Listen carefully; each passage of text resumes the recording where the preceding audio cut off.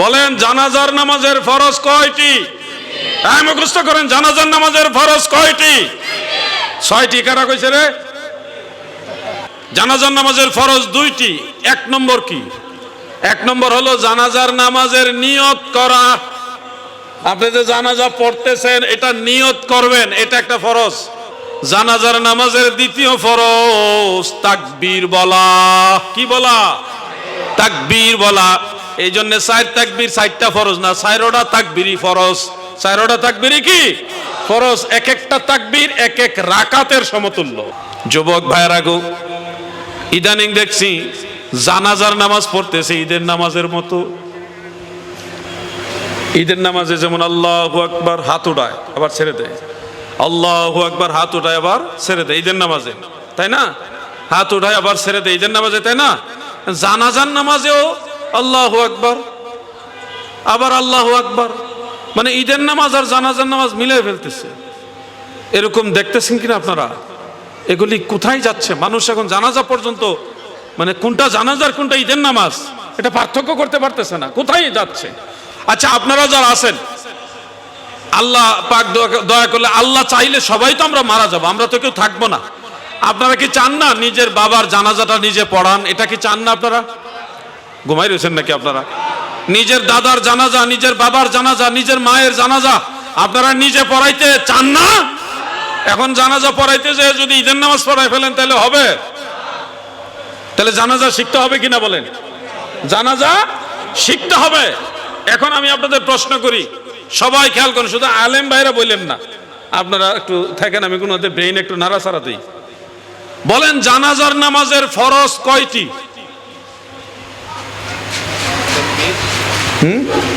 না, আলেমরা বলবেন না, খবরদার। আমি আপনাদের একটু ব্রেইনে নাড়াচাড়া দিতে চাই। একজনে বলছে 3টি, আর কারো জানা আছে 4টি, আরেকজন হচ্ছে 4টি, আর নাই 3ও সঠিক না, 4ও সঠিক না, আরেকজনকে 5টি। আমি তাহলে আরেকটা বাড়াইয়া কই। বলেন জানাজার নামাজের ফরজ কয়টি? মুখস্থ করেন, জানাজার নামাজের ফরজ কয়টি? 6টি। কারা কইছে রে? আমি কই 2টি, হ্যাঁ কয় 6টি। চিন্তা করছে, জানাজার নামাজের ফরজ কয়টি? 2টি। মনে রাখবেন, এই মাসালাটা মনে রাখবেন। প্রত্যেক মানুষের জানাজা শিখতে হবে, প্রত্যেকটা মুমিন মুসলমান জানাজা শিখতে হবে, প্রয়োজনে পড়াইতে হবে। জানাজার নামাজের ফরজ 2টি। 1 নম্বর কি? 1 নম্বর হলো জানাজার নামাজের নিয়ত করা। আপনি যে জানাজা পড়তেছেন এটা নিয়ত করবেন, এটা একটা ফরজ। বলেন প্রথম ফরজ কি? জানাজার প্রথম ফরজ কি? এই ছোট ভাই, ঘুরান, তুমি বলো জানাজার ফরজ কয়টি? হ্যাঁ, 2টি কইছে। মাশাআল্লাহ, জোরে কোন মারহাবা। আরে 2 টাকা নোট, যে পাখিওয়ালা নোট থাকলে আরে দিতাম, যেহেতু পারছে। মাশাআল্লাহ, 2 টাকা নোট পকেটে আসেনি রে আশিক? নাই, 2 টাকা নোট এখন পাওয়া যায় না, চলেও না। তোমার দেমনে 500 টাকা ইনশাল্লাহ। তুমি পারছো, এই কারণে ধন্যবাদ। ওই দিকে তাকায় আছে, তারপরে পারছে। মারহাবা বলেন না। ছোট্ট একটা বাচ্চা ওই দিকে তাকায় আছে, কিন্তু বেচারা এদিকে খেয়াল রাখা ঠিকই ওই দিকে তাকায় আছিল, বলতে পারছে। জানাজার ফরজ কয়টি? এবার বলেন প্রথম ফরজ কি? নিয়ত করা। কিসের নিয়ত? জানাজা যে পড়বেন, জানাজার নামাজের নিয়ত করা, পড়া না। নিয়ত পড়াটা মুস্তাহাব। নিয়ত পড়া হলো মুস্তাহাব, আর নিয়ত করা হলো ফরজ। নিয়ত করা কি? ফরজ।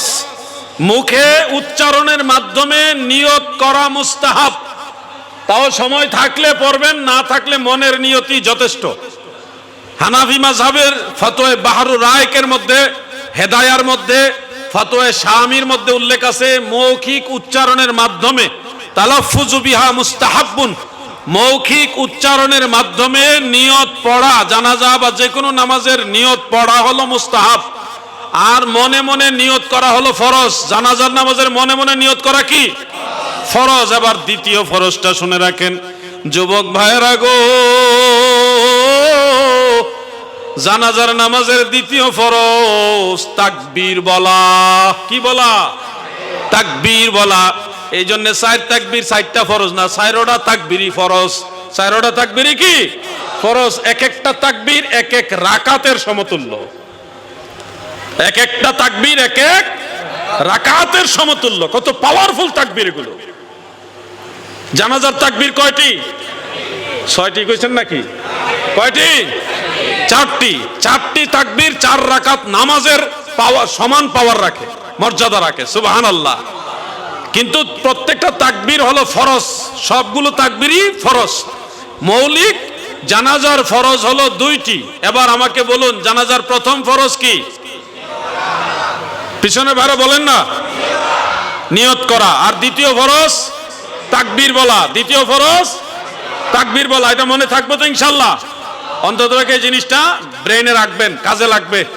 এই জিনিস একবারে সহজ জিনিস, কিন্তু অনেকের খেয়ালে ছিল না। বলার পরে অনেকের মনে হয়েছে আরে এটা পড়ছিলাম আগে। অনেকে এমন থাকে, কিন্তু আমাদের অনেক সময় এরকম হয়। এটা স্বাভাবিক। আল্লাহ আমাদের আমল করার তৌফিক দেন, আমিন বলেন। জানাজার নামাজ আর ঈদের নামাজ অনেকে গোলায় ফেলেন, বারবার এইভাবে হাত উঠায়। জানাজার নামাজের ভিতরে হাত উঠাবেন না, শুধু প্রথম তাকবীরের সময় আল্লাহু আকবার বলে হাত বাঁধবেন। বাকি 3টা তাকবীরে হাত আর উঠাবেন না। জানাজার নামাজে হাত বাঁধা অবস্থায় বাকি 3টা তাকবীর বলবেন। চতুর্থ তাকবীরের সময় আবার আরেক জিনিস দেখা যায়, কেউ ডাইন দিকে সালাম ফিরে আসসালামু আলাইকুম, ডাইন হাত ছাড়ে, এবং বাম দিকে সালাম ফিরে আবার বাম হাত ছাড়ে। মানে ডাইন দিকে সালাম ফিরলে অর্ধেক নামাজ শেষ হয়েছে, আর বাম দিকে সালাম ফিরলে পুরা নামাজ শেষ হয়েছে, অর্ধেক অর্ধেক নামাজ শেষ হয়, এরকম নেই।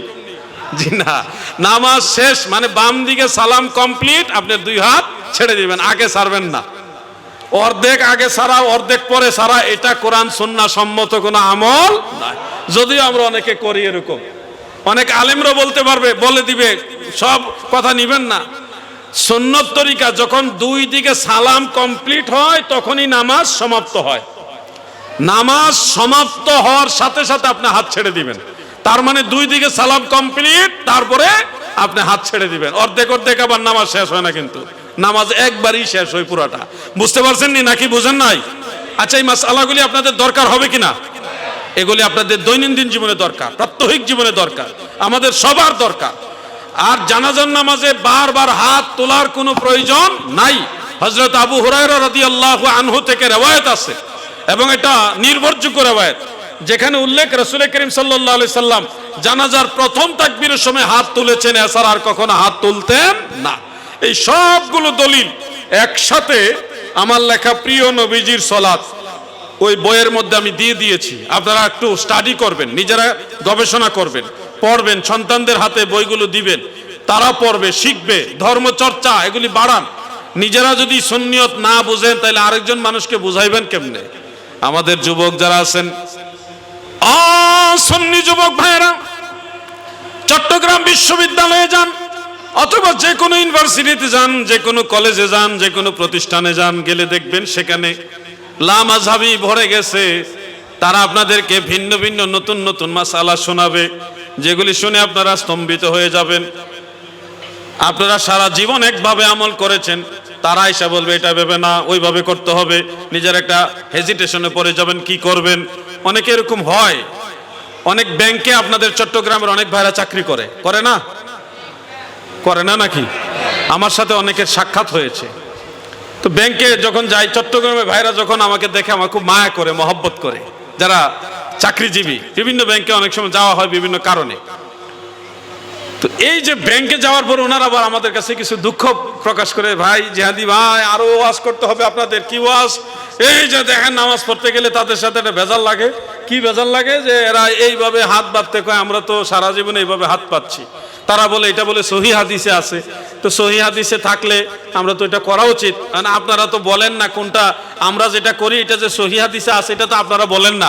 তো এখন মনে করেন ওয়াজ আর আমরা কত করব? আপনারা নিজেরা কিছুটা শিখা লাগবে না কি? আপনাদের শিখা লাগবে না? আমরা তো ওয়াজ দিনের পর দিন করতেছি, শিখতেছি, লিখতেছি, বলতেছি, কিন্তু আপনারা তো এটা গ্রহণ করে নিচ্ছেন না। ওয়াজ শুনতেছেন, এইখানে শুনে ওইখানে বের করে দিয়ে সিন্নি পাইয়া বাড়িতে গিয়ে জিন্দাবাদ ঘুমাই গেছেন। অনেকে ফজরের নামাজও পড়েন না। কথা বে ঠিক? আপনাদেরকে দায়িত্ব নিতে হবে। নামাজে কোথায় হাত বাঁধবেন, নাভির নিচে নাকি বুকের উপরে, এটা নিয়ে আমাদের দেশে অনেক ফিতনা ইদানিং দেখা যাচ্ছে। এগুলো কি যুবক ভাইরা, কথা ঠিক আছে নি? কুমিল্লায় ভিক্টোরিয়া কলেজের পাশে একটা মাহফিলে গিয়েছিলাম আমি এই কয়েক মাস আগে। যাওয়ার পরে এক যুবক এসে আমাকে প্রশ্ন করলো, সরাসরি দাঁড়িয়ে, সে ভিক্টোরিয়া কলেজের স্টুডেন্ট, যে হুজুর আমরা নাভির নিচে হাত বাঁধবো, এই ব্যাপারে কি সহিহ হাদিস আছে কিনা? আমাদেরকে অনেকে বলে বুকের উপরে হাত বাঁধা এটা নাকি সহিহ হাদিসে আছে, এই ব্যাপারে আপনার মতামত কি? আমাকে যখন প্রশ্ন করলো তখন আমি তাকে ধীরে ধীরে পুরো বিষয়টা ক্লিয়ারলি বোঝালাম। বললাম যে দেখেন, আমানতদারিতার সাথে কথা হলো, বুকের উপরে হাত বাঁধারও হাদিস আছে। আমি যদি বলি নাই, তাহলে এটা খেয়ানত হবে। কি হবে? খেয়ানত হবে। হাদিস আছে, কিন্তু একটা হাদিসও সহি না, সবগুলি কোনো না কোনো ভাবে দুর্বলতা আছে। মুনকার, কোনোটা মুরসাল, কোনোটা মুনকাতের, মানে কোনোটা দাইফ, মানে সবগুলি সমালোচিত, একটাও বিশুদ্ধ পর্যায়ের হাদিস না। কিন্তু হাদিস আছে, নাই বলা যাবে না। তা আমরা নাভির নিচে হাত বাঁধি কেন? এই ব্যাপারে আমার জানা মতে বর্তমান গবেষণা মোতাবেক 10টা হাদিস শরীফ আছে। কয়টা বলেন না? কয়টা? 10টা হাদিস শরীফের মধ্যে 5টা হাদিস শরীফ হলো হাসান সহিহ, আর 5টা হলো দাইফ, দুর্বল। বুকের উপরে হাত বাঁধার সবগুলো হাদিসই দুর্বল, আর নাভির নিচে হাত বাঁধার 5টা দুর্বল, 5টা সবল। এখন সব দুর্বল ভালো না অর্ধেক সবল অর্ধেক দুর্বল, ওটা ভালো? কোনটা ভালো? যেটার মধ্যে সবল সহিহ হাদিস আছে ওইটা ভালো না? আমি ওইখানে বললাম যে 10টা হাদিস শরীফ আছে, রাসূল করিম সাল্লাল্লাহু আলাইহি সাল্লাম, সাহাবাই কারাম, তাবিঈগণ, তিনারা নাভির নিচে হাত বেঁধেছেন। এর মধ্যে 2-1টা হাদিস শরীফ আমি ওনাদের বলে শোনালাম। আমার দাদু ভাইয়েরা গো, ওই যুবক সেদিন আমাকে দাঁড়িয়ে বললেন, জিহাদি হুজুর, আমরা তো শুনেছি নাভির নিচে হাত বাঁধার 3টা হাদিস আছে, আর 3টাই নাকি জয়ীফ হাদিস। আমি তখন বললাম, যিনি বলেছেন ওনার কাছে হয়তো 3টা হাদিসই জানা আছে, যেগুলি 3টাই দুর্বল, কিন্তু আমরা গবেষণা করেছি, আমাদের জানা মতে 10টা হাদিস শরীফ আছে, এর মধ্যে 5টা দুর্বল আর 5টা হাসান সহিহ। ওনার হয়তো পুরো বিষয়টা জানা নাই, আমি এই বিষয়টা জানি, বেশ কমটা এটুকুই। উনি আমার শত্রু না, আমিও ওনার শত্রু না। আমি ও বলে তারপর ওনাকে একটা বই গিফট করলাম। খুশি হবেন যুবক ভাইরা, ওই বইটা পড়ার পরে ওই ভিক্টোরিয়া কলেজের যুবক সে 100% সুন্নি হয়ে গেছে। মারহাবা বলেন। সে আবার সুন্নি হওয়ার পরে আমাকে আবার ফোন করে জানাইছে একজনে, যে ভাই জিহাদি হুজুর, আপনার এই যে যুবক প্রশ্ন করছিল, সে আপনার বই পড়ছে এবং যাচাই বাছাই করে সে এখন আমাদের সুন্নি জামাতে যোগ দিয়েছে, আমাদের সাথে এখন কাজ করে, আমাদের সাথে নামাজ পড়ে। তাহলে ধর্ম সম্পর্কে জানতে হবে কিনা বলেন? সবাই বলেন, জানতে হবে কিনা? এখন হঠাৎ করে যদি এসে আপনাকে বলে, এই নামাজে তোমরা জোরে আমিন বলতে হবে, আস্তে আমিন বলা যাবে না, জোরে আমিন বলো, আলাদ-দাল্লিন আমিন, এরকম বলতে হবে। এখন আপনি তো জানেন না কোনটা সহিহ হাদিস আর কোনটা দুর্বল হাদিস, জানেন না, কারণ আপনি কি করবেন? আপনি তাল মিলানো ছাড়া উপায়? আপনি কি তাল মিলিয়ে চলবেন সারা জীবন? তাল মিলিয়ে চলবেন? আমাদের তো কিছুটা নিজেরাও শিখতে হবে। আলাউদ্দিন জিহাদি প্রতি বছর এসে ওয়াজ করে মানুষকে বুঝায় যাবে, এটুকুই হলে হবে না। প্রতিটি ঘরে ঘরে আলাউদ্দিন জিহাদি তৈরি করতে হবে, তাহলে বাংলার জমিনে ওয়াহাবি খারিজি নজদীদের ঠাঁই হবে না। ঠিক কিনা বলেন? এমনিতে আমাদের সুন্নিদের ঘরে ঘরে এখন ভাইরাস ঢুকানোর চেষ্টা চলতেছে, বহু রকমে, বহু ভাবে আমাদের সুন্নি সমাজকে বিভ্রান্ত করার জন্য চেষ্টা চলতেছে, অনেক ধরনের এজেন্ডা কাজ করতেছে। আমি কিভাবে বুঝাইলে আপনারা বুঝবেন আমি জানি না। মাঝে মধ্যে মনের আক্ষেপে একটা ছন্দ বলি, সুন্নি মুসলমান হও রে সাবধান, ওহাবি খারিজির দলে লুটিল ঈমান। মাঝে মধ্যে ছন্দটা বলি।